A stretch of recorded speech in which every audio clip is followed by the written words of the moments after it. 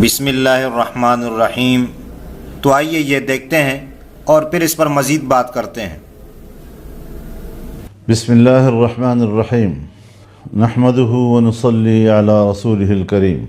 برادران وطن، آپ کو آج انتہائی حساس مسئلے کی طرف متوجہ کرنا چاہتا ہوں کہ امریکہ کے نئے صدر ڈونلڈ ٹرمپ نے اسرائیلی وزیر اعظم نیتن یاہو کے ساتھ جو ملاقات کی ہے، اس تازہ ملاقات میں اس نے جو غزہ فلسطین کے بارے میں ہرزہ سرائی کی ہے، اس پر پوری امت مسلمہ سراپا احتجاج ہے۔ میں اپنے جذبات سے پوری پاکستانی قوم اور امت مسلمہ کو آگاہ کرنا چاہتا ہوں کہ فلسطین پر فلسطینیوں کا حق ہے۔ فلسطینیوں کی جدوجہد اپنی آزادی کی جنگ ہے۔ وہ اپنی سرزمین کی آزادی کی جنگ لڑ رہے ہیں۔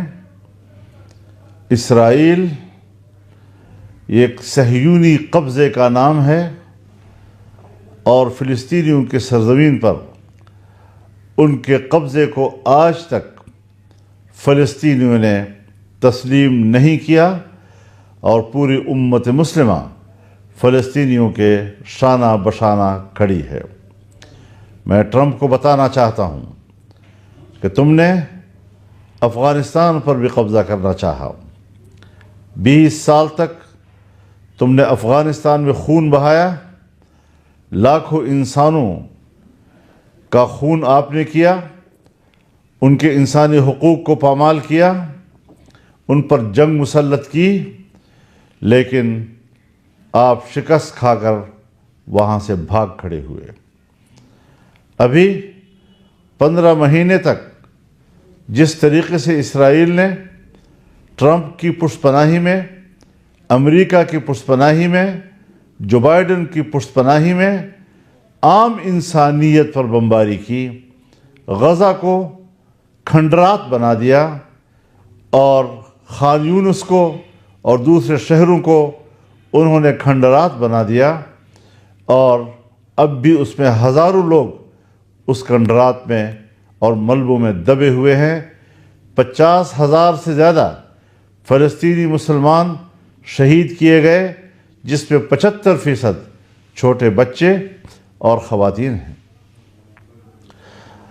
اس ظلم، اس جبر، اس سفاکیت کو اگر انسانی جرم نہیں کہا جائے گا، جنگی جرم نہیں کہا جائے گا، تو اس کی اور کیا تعبیر ہو سکتی ہے؟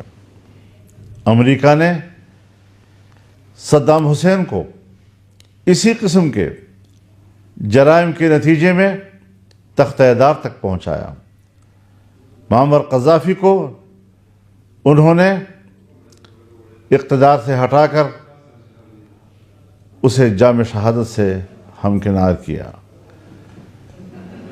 کیا اس وقت جو کچھ اسرائیل اور صہیونی قوتوں نے فلسطین میں کیا ہے، وہ تو ہزارہا گنا اس سے بڑھ کر ہے، لیکن امریکہ کی اس کے باوجود اس نسل کشی پر رحم کی نظریں ہیں۔ آج بھی وہ ان کو سپورٹ کر رہا ہے، اور پھر کہتا ہے کہ غزہ پر ہم قبضہ کریں گے، غزہ کو امریکہ کے کنٹرول میں لائیں گے۔ میں انہیں واضح طور پر پیغام دینا چاہتا ہوں، امت مسلمہ کی آواز ان تک پہنچانا چاہتا ہوں کہ کوئی مائی کا لال فلسطین پر جبری قبضہ نہیں کر سکتا، فلسطینیوں پر جبراً مسلط نہیں ہو سکتا۔ میں عرب لیگ کے اس فیصلے کو بھی سراہتا ہوں اور اس کی قدر کرتا ہوں جس میں انہوں نے اجتماعی طور پر اور متفقہ طور پر ٹرمپ کے اس بیان کو مسترد کیا ہے۔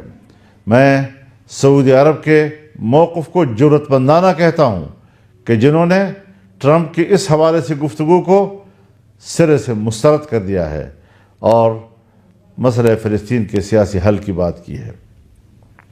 پاکستان کے عوام اس موقف پر متحد رہیں۔ میں پاکستان کی حکومت سے بھی کہنا چاہتا ہوں، پاکستان کی اسٹیبلشمنٹ سے بھی کہنا چاہتا ہوں کہ وہ اپنے تئیں فلسطین کے حوالے سے ابہام کو دور کریں، ٹرمپ کے اس بیان پر اپنا واضح موقف سامنے لائیں اور اپنی قوم کی ضمیر اور اس کے دلوں کی ترجمانی کریں، ورنہ ظاہر ہے کہ اس ابہام کے ساتھ ہمیں اپنے حکمران کسی قیمت پر قابل قبول نہیں ہوں گے۔ تو جی آپ نے یہ ویڈیو دیکھ لی تو ان لوگوں نے بہت قربانی دی ہے، اور قربانی کے بعد ان کو یہ موقع ملا ہے، اور ہماری دعا ان کے ساتھ ہے کہ اللہ تعالیٰ ان کو مزید ترقی عطا فرمائے، اور اللہ تعالیٰ ہمیں بھی نیک، عادل اور انصاف کرنے والا حکمران نصیب فرمائے، اور اللہ تعالیٰ ہم سب کا حامی اور ناصر ہو۔